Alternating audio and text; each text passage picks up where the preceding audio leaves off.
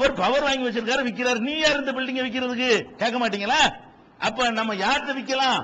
Power ஒண்ணு அவருக்கு சொந்தமானதா இருக்கணும், அல்லது யாரு சொந்தக்காரனோ அவன் யாருக்காவது அதிகாரம் கொடுத்திருக்கணும். அப்பதான் நம்ம என்ன செய்ய முடியும்? உறுதிமொழி எடுக்க முடியும். அப்ப தீனை பொறுத்த வரைக்கும் அல்லாஹ்வுக்கு சொந்தம் பொழுது அல்லாஹ் யாருக்கு மாத்திரம் அதிகாரம் கொடுக்கிறான்? அவனுடைய ரசூலுக்கு மாத்திரம் அதிகாரம் கொடுக்கிறான். அல்லாஹ் அல்லாஹ்வுக்கு செய்யற காரியத்தை நீங்கள் உறுதிமொழி எடுப்பதாக இருந்தால் ரசூல் வாழுகிற காலத்தில் உள்ள மக்களுக்கு மட்டும் கிடைத்த கிஃப்ட் இது. மக்களுக்கு நமக்கெல்லாம் கிடைக்காது. நபி ஸல்லல்லாஹு அலைஹி வஸல்லத்தை பார்க்கிற பாக்கியம் நமக்கு எப்படி கிடைக்கவில்லையோ, அவங்க சொல்ல நேரடியாக கேட்கிற பாக்கியம் எப்படி நமக்கு கிடைக்கவில்லையோ, அதே மாதிரி அவங்கள்ட்ட நேர சந்திச்சு உறுதிமொழி எடுக்கிற பாக்கியம் நமக்கு இல்லை, அவங்களுக்கு கிடைச்சு போச்சு. அப்ப நபி ஸல்லல்லாஹு அலைஹி வஸல்லம் காலத்தில் வாழ்ந்த மக்களுக்கு மாத்திரம் அவங்களுக்கு என்ன ஒரு சான்ஸ் இருந்தது? அல்லாஹ்ட்ட செய்யற அந்த உறுதிமொழியை யாரிடத்தில் செய்யலாம்? அல்லாஹ்வுடைய ரசூல்கிட்ட செய்யலாம். ஒரு நாட்டில் செய்யற ஒரு உறுதிமொழியை அந்த நாட்டு பிரதமர்கிட்ட செய்யற உறுதிமொழியை அந்த பிரதமர் யாரை தூதராக அனுப்பி வைக்கிறார் அவர்கிட்ட செய்யலாம்ல. இப்ப மன்மோகன் சிங் கிட்ட செய்யற ஒரு உறுதிமொழியை இந்த மன்மோகன் சிங் யாரை அமெரிக்காவுக்கு இலங்கைக்கு தூதரை அனுப்பி வச்சிருக்காரோ அவர்கிட்ட செய்யலாம்ல, அவர் ஹெல்ப் பண்ணலாம்ல. அப்போ ஒரு தூதராக நியமிக்கப்பட்டால் அவருக்கு என்ன கொடுக்கறான்ல? பவர் கொடுக்கறான். எங்க பவர் கொடுக்கறான்? ஊகமாவெல்லாம் பவர் கொடுக்கல, பவர் அல்ல தெளிவா கொடுக்கறான். எப்படி கொடுக்கறான்னு கேட்டா, இன்னல்லதீன யுபாயிஊனக, உன்னிடத்தில் யார் உறுதிமொழி எடுக்கிறார்களோ பையத்து செய்கிறார்களோ, இன்னமா யுபாயிஊனல்லாஹ், அவர்கள் அல்லாஹ்வாகிய என்னிடத்தில் தான் எடுக்கிறார்கள். அல்லாஹ் குர்ஆன்ல சொல்றான், ரசூலுல்லாஹ் பார்த்து சொல்றான், உன்கிட்ட உறுதிமொழி எடுக்கிறாங்களே, உன்கிட்ட எடுக்கல. நீ யார் உன்கிட்ட எடுக்கிறதுக்கு? எனக்கு என்கிட்ட எடுக்கிறதுக்கு பதிலா உன்கிட்ட எடுக்கிறாங்க. என்னைய தான் அவங்க சொல்ல போறாங்க, எனக்கு தான் நோன்பு வைக்க போறாங்க, எனக்கு தான் ஹஜ் செய்ய போறாங்க. நான் உன்னை தூதர் ஆக்கலன்னு சொன்னா உன்னை எடுத்துக்க போறது இல்ல. அப்ப உன்னிடத்தில் இந்த உறுதிமொழி எடுக்கக்கூடியவர்கள் எங்க எடுக்கிறாங்க? இன்னமா யுபாயிஊனல்லாஹ், அல்லாஹ்வாகிய என்னிடத்தில் தான் அந்த உறுதிமொழி எடுக்கிறார்கள். யதுல்லாஹி ஃபௌக ஐதீஹிம், அவங்க கை மீது அல்லாஹ்வுடைய கை தான் இருந்தது. முகமது உங்க கையை வச்சா நீங்க நினைச்சிட்டு இருக்கீங்க, என் கை இருந்தது. அவர்களுடைய கை மீது எது இருந்தது? என் கை இருந்தது. ஃபமன் நகஸ, யார் இந்த உடன்படிக்கை ரசூலுல்லாஹ் எடுத்த பிறகு முறிக்கிறானோ, ஃபஇன்னமா யன்குசு அலா நஃப்ஸிஹி, அவன் தனக்கு எதிராகவே அதை முறித்துக் கொள்கிறான், தனக்குத்தான் அது கேடு. ஒமன் அவுஃபா பிமா ஆஹத அலைஹில்லாஹ், அல்லாஹ் எதன் மீது அவனிடத்தில் உறுதிமொழி வாங்கினானோ அதை எவன் நிறைவேற்றுகிறானோ, ஃபஸயூத்திஹி அஜ்ரன் அலீமா, அவனுக்கு மகத்தான கூலி அல்லாஹ் கொடுப்பாங்க. இங்க பாருங்க, உறுதிமொழி எடுத்து ரசூலுல்லாஹ் முடிக்கும் போது எப்படி முடிக்கிறான்னு கேட்டா, அல்லாஹ்விடத்தில் செஞ்ச உறுதிமொழியை நீ நிறைவேற்றினால் உனக்கு நான் கூலியை தருவேன். அப்ப ரசூல்கிட்ட செஞ்ச உடன்படிக்கை யார்கிட்ட உள்ளதுங்கிறான்? என்கிட்ட செஞ்சதுங்கிறான். அப்ப நபிகள் நாயகம் ஸல்லல்லாஹு அலைஹி வஸல்லம் அவர்கள் அல்லாஹ்வால் நியமிக்கப்பட்ட தூதராக இருக்கிற காரணத்தினால் அல்லாஹ்வுக்கு செய்யற விஷயங்களை போய் அவங்கள்ட்ட சொல்லலாம். ரசூலுல்லாவே நான் ஒழுங்கா நடப்பேன், தொழுவேன், இஸ்லாத்தை ஏத்துக்கிறேன் என்று அவங்கள்ட்ட ஒரு உறுதிமொழியை இங்க கொடுக்கலாம். இந்த உறுதிமொழி வாங்குகிற அதிகாரம் ரசூலுல்லாஹ்வுக்கு பிறகு யாருக்காவது உண்டா? அல்லாஹ்ட்ட தான் நம்ம செஞ்சுக்கணும். நம்ம துஆ செய்வதன் மூலமா, யா அல்லாஹ் இது வரைக்கும் நான் தப்பா இருந்துட்டேன், இனிமே ஒழுங்கா தொழுவேன், இது வரைக்கும் நான் நோன்பு வைக்காம இருந்துட்டேன், இனிமே ஒழுங்கா நோன்பு வைப்பேன், நிறைய வசதி தந்து இருந்து கூட நான் ஜக்காத்து கொடுக்காம இருந்துட்டேன், இனிமே நான் ஒழுங்கா கொடுப்பேன், இல்ல ஹஜ் செய்ய வாய்ப்பு இருந்து நான் செய்யாம இருந்துட்டேன், இனிமே நான் செய்வேன், நிறைய பொய் பிராடு பண்ணிட்டேன், தெரிஞ்சுக்கிட்டேன், இனிமே உண்மையை நான் பேசுவேன், நிறைய ஏமாத்தி விட்டேன், இனிமே நான் ஏமாத்த மாட்டேன். எல்லாம் யார்கிட்ட பேசலாம்? நேரம் அல்லாஹ்ட்ட தான் பையத் பண்ணணும். நம்ம அத்வா தான் பையத். துவா மூலமாக அல்லாஹ்விடத்தில் பேசுவதன் மூலமாக மற்றவங்க பையத்து பண்ணணுமே தவிர அல்லாஹ்வுக்கு சொந்தமான விஷயத்தை என்கிட்ட நீங்க செய்யறதோ நான் உங்கள்கிட்ட செய்யறதோ நபிகள் நாயகத்துக்கு உரிய தனி அந்தஸ்தை கையில் எடுத்துக்கொள்வதாக அமைந்துவிடும். அப்ப அல்லாஹ் என்ன செய்யறான்னு கேட்டா, உன்னிடத்தில் பையத்து செய்கிறவர்கள் தான் என்னிடத்தில் பையத் செய்கிறார்கள். இதை ஒருத்தன் எடுத்துக்கிட்டு பாத்தீங்களா ரசூலுல்லாஹ்ட்ட பையத் வாங்கி இருக்கிறார்கள், அதனால என்கிட்டயும் வாங்கன்னு சொன்னா இவர்கள் என்ன கேட்டா சொல்லுவாங்க, ரசூலுல்லாஹ்வுக்கு சொன்னது எல்லாத்துக்கும் சொந்தம் தானே, குல் ஹுவல்லாஹு அஹதுங்கறான், அல்லாஹ் ஒருவன் என்று சொல்லுங்கறான், ரசூலுல்லாஹ் மட்டும் தான் சொல்லணுமா, நம்ம சொல்லக்கூடாதா? ஃப்ரீ பாயிண்ட் ஆதாரம் காட்டுறார். எப்படி பாயிண்ட்? அல்லாஹ் ரசூலுல்லாஹ்வுக்கு ஒன்னு சொன்னானே, ஆனால் அது யாருக்கு தானா? நமக்கு தானா? அதனால ரசூலுல்லாஹ்க்கு என்ன செஞ்சா, அல்லாஹ் குல் ஹுவல்லாஹு அஹத், அல்லாஹ் ஒருவன் என்று சொல்லுன்னு அல்லாஹ் சொல்றான்ல. ரசூலுல்லாஹ் மட்டும்தான் அல்லாஹ் ஒருவன் சொல்லணுமா, நம்மளும் சொல்லணுமா? நம்மளும் தானே சொல்லணும். ரசூலுல்லாஹ் எப்படி ஹுவல்லாஹு அஹத்னு சொல்லணுமோ அதே மாதிரி என்ன செய்யணும், நம்மளே ஹுவல்லாஹு அஹத். இதெல்லாம் வைக்கிற ஆதாரங்கள் பாத்தீங்களா? அல்லாஹ் ஒருவன் என்று சொல்ல சொல்கிறான். யாரை சொல்ல சொல்கிறான்? ரசூலுல்லாஹ்வை சொல்ல சொல்கிறான். இது ரசூலுல்லாஹ்வுக்கு மட்டுமா, நமக்கு உள்ளது இல்லையா அப்படின்னு கேட்பார்கள். அதே மாதிரி குல் அஊது ரப்பின்னாஸ், ரப்பிடத்தில் நான் பாதுகாப்பு தேடுகிறேன் என்று சொல்லுங்கிறான். ரசூலுல்லாஹ் மட்டும் பாதுகாப்பு தேடணும், நம்ம தேடக்கூடாதா?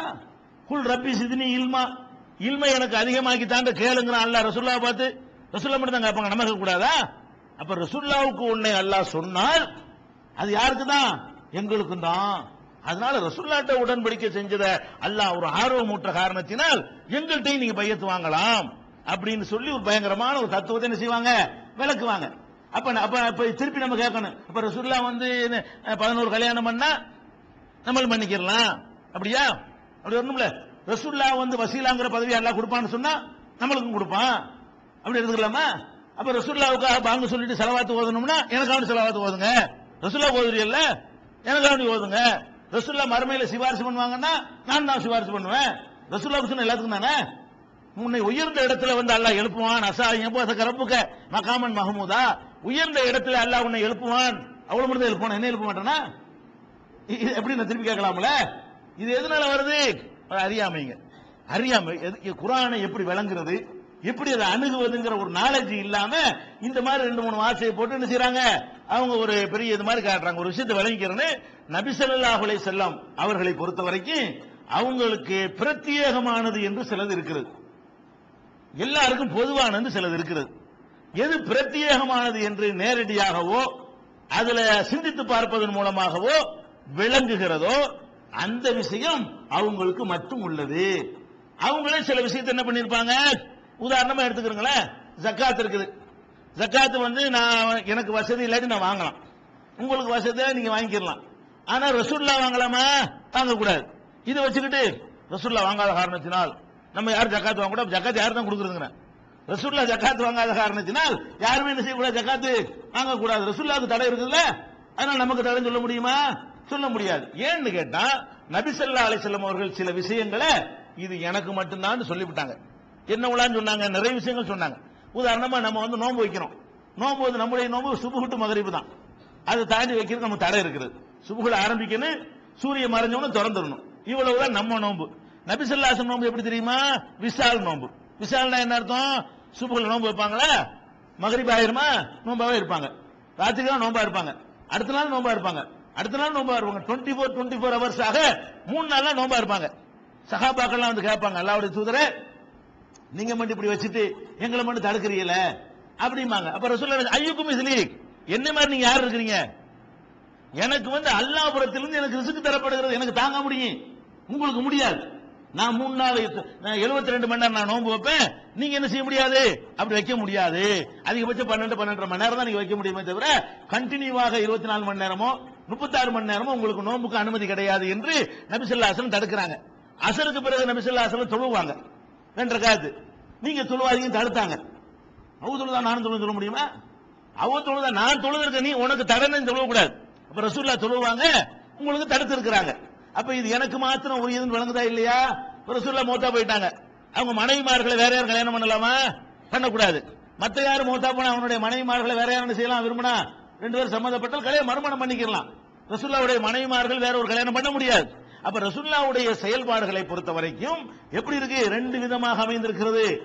எந்த விதங்கள் அவங்களுக்கு மாத்திரம் உரியதோ அதுல யாரும் போட்டி போடக்கூடாது.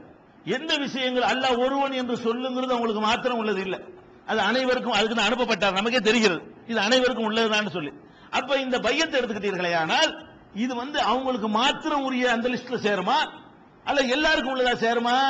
இந்த வசனமே சொல்லுது, உன்னிடத்தில் பையத்து செய்தவர்கள் அல்லாஹ்விடத்தில் செய்கிறார்கள், அவங்க கை மீது அல்லாஹ்வுடைய கை இருக்குதுன்னு சொன்னா இது ரசூல் என்ற அந்தஸ்துக்கு சொல்லப்பட்டதுன்னு விளங்குதா? எவன் கையில வேண்டாலும் பையத்து செய்ய, அந்த இடத்துல அல்லாஹ்வுடைய கை தான் இருக்குன்னு விளங்குற மாதிரி இருக்குதா? இதை பார்த்தாலே தெரிகிறது இது ரசூல் என்ற முறையில், அல்லாஹ்வுடைய தூதர் என்ற முறையில் அவர்களுக்கு வழங்கப்பட்ட சிறப்பு அதிகாரம். இந்த சிறப்பு அதிகாரத்தில் போய் என்ன செய்கிறார்கள், போட்டி போடுகிறார்கள். அவங்களுடைய தகுதிக்காக வேண்டியும் அவங்களுடைய அந்தஸ்துக்காக வேண்டியும் எதெல்லாம் இறைவனால் கொடுக்கப்படுகிறதோ அது அவர்களுக்கு மாத்திரம் சொந்தம். பொதுவாக தகுதிக்காக இல்லாமல் பொதுவாக எது கொடுக்கப்படுகிறதோ அதுலதான் நம்ம என்ன செய்யணும், ரசூலுல்லாஹ் மாதிரி ஆசைப்படணும், போட்டியிடணும். இது விளங்காம என்ன பண்றாங்க, இந்த மாதிரி ஆயத்தை கொண்டு வைத்துக் கொண்டு நான் எங்கள்கிட்ட நீங்க செய்யணும், ரசூலுல்லாஹ் செஞ்சிருக்கிறாங்க. இது 48வது வசனம் அத்தியாயத்தில் 10வது வசனத்தில் அல்லாஹ் தெளிவா சொல்லி காட்டுகிறான், ரசூலுல்லாஹ்ட்ட பையத்து செய்யறதுக்கு தான் இந்த அந்தஸ்து ஒண்ணு. அதே மாதிரி அல்லாஹ் என்ன செய்யறான், லக்கத் 48:18 சொல்லி காட்டுகிறான், லக்கத் ரலியல்லாஹு அனில் முஃமினீன இது யுபாயிஊனக தஹத ஷஜரா, மரத்தடியிலே உம்மிடத்திலே பையத்து செய்தார்களே அவர்களை அல்லாஹ் பொருந்திக் கொண்டான். இப்படி நீ சொல்ல முடியுமா?